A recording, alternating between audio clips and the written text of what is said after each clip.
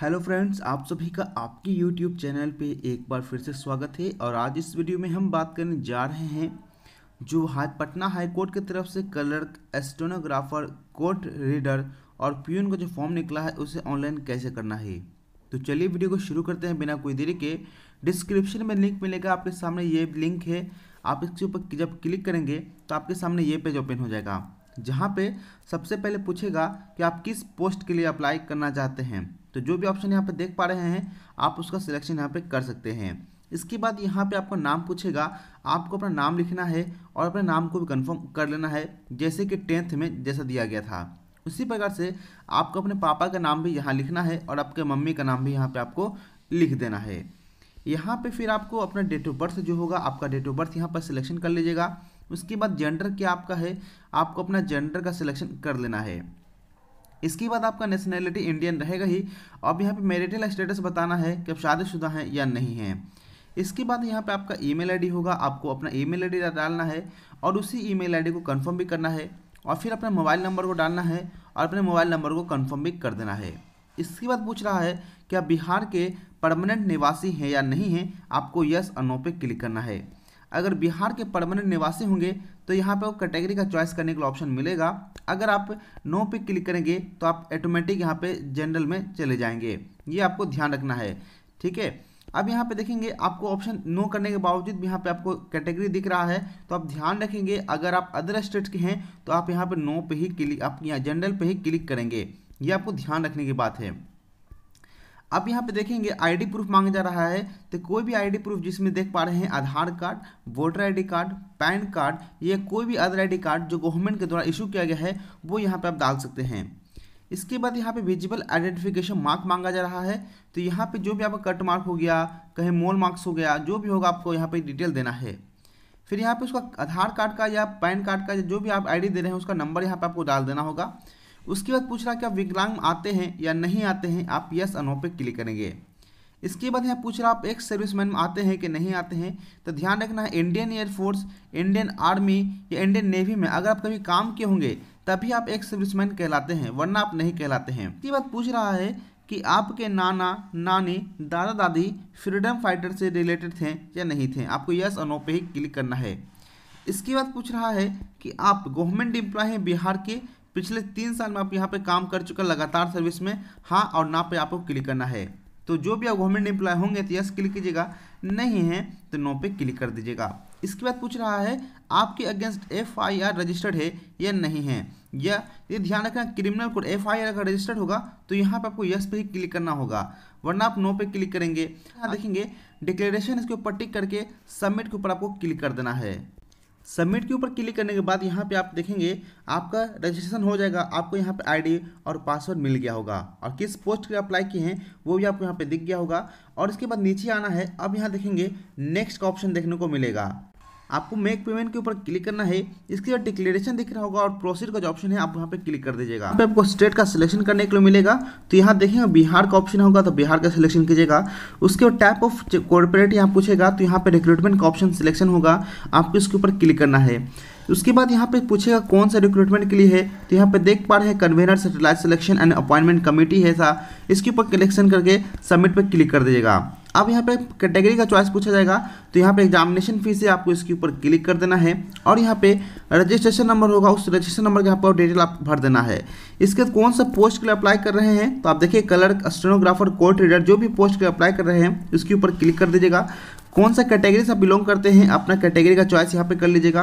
उसके बाद जेंडर आपका क्या है, जेंडर का जो होगा आपका यहाँ पे सिलेक्शन कर लेना है और आपका नाम क्या था, आपके मोबाइल नंबर कौन सा दे रहे हैं। और जो बच्चे जनरल EWS और BC से जाएंगे उनको 800 पेमेंट करना पड़ेगा और SC ST से जाएंगे उनको 400 रुपये पेमेंट करना पड़ेगा।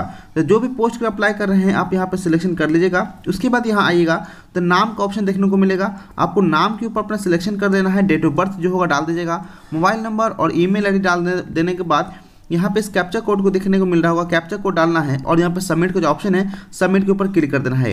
इसके बाद यहाँ पे आपको पेमेंट करने के लिए कहा जाएगा, तो आपके मोबाइल पे OTP चला जाएगा, आप यहाँ पे OTP के माध्यम से पेमेंट कंप्लीट कर लीजिएगा। पेमेंट करने के बाद यहाँ पे एक PDF और प्रिंट आउट होगा, आपको PDF इसका प्रिंट आउट कर लेना है। उसके बाद इसको सेव करने के बाद यहाँ पे देखेंगे पेमेंट हो जाने के बाद यहाँ पे आप देखेंगे आपको पेमेंट का डिटेल देना पड़ेगा।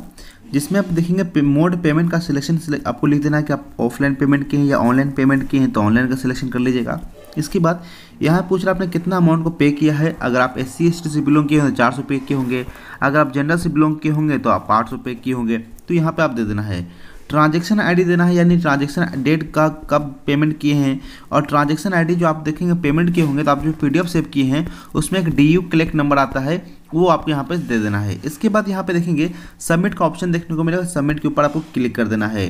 इसके बाद यहाँ देखेंगे आपके सामने पर्सनल डिटेल के अंदर आपको एड्रेस डालने के लिए कहा जाएगा। तो यहाँ पे जो भी आपका एड्रेस होगा, पहले में यहाँ पे गांव का नाम और वार्ड नंबर लिख दीजिएगा, दूसरा मोहल्ला का नाम लिख लीजिएगा, तीसरा में आप यहाँ देख रहे हैं पोस्ट ऑफिस का नाम होगा, चौथा में पुलिस स्टेशन लिख दीजिएगा, फिर आपको कौन सा जिला है और किस स्टेट से बिलोंग कर रहे हैं और पिन कोड क्या आपका वो डाल देना है। अगर आपका परमानेंट एड्रेस करस्पॉन्डेंस से सेम होगा तो यहाँ पे यस पे क्लिक कर दीजिएगा, तो ऑटोमेटिक ऊपर वाला डिटेल्स और नीचे वाला डिटेल्स दोनों फिल हो जाएगा। लेकिन अगर परमानेंट एड्रेस आपका अलग है और करस्पॉन्डेंस अलग है तो आपको यहाँ पे नो पे क्लिक करके फिर से परमानेंट एड्रेस का डिटेल आपको यहाँ पे दे देना होगा।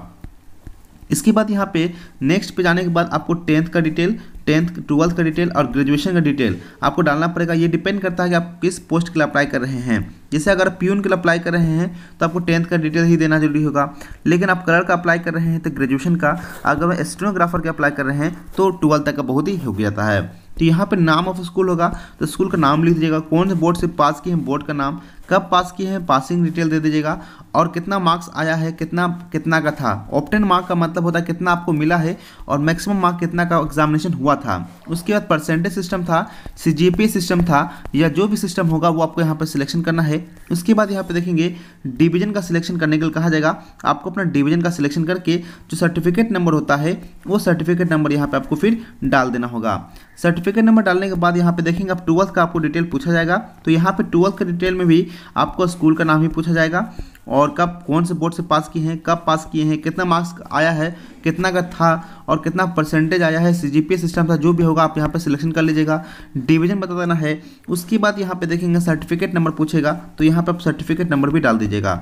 अब यहाँ पे ग्रेजुएशन का डिटेल पूछेगा, तो यहाँ पे ग्रेजुएशन का डिटेल आपको डालना है, जैसे किस कॉलेज से, कौन सा यूनिवर्सिटी से पास की हैं, कौन सा स्ट्रीम था, BA था, BSc था, BCom था, उसके बाद कब पास की हैं, कितने मार्क्स आए थे, कितने में से, तो यहाँ पे कौन सा नंबर देना है। तो ध्यान रखिएगा जो ऑनर्स में आपको जो मिला है, जो ऑनर्स में मार्क्स आपको मिले हैं वही डाल दीजिएगा, तो काम आपका हो जाएगा, कोई प्रॉब्लम नहीं है।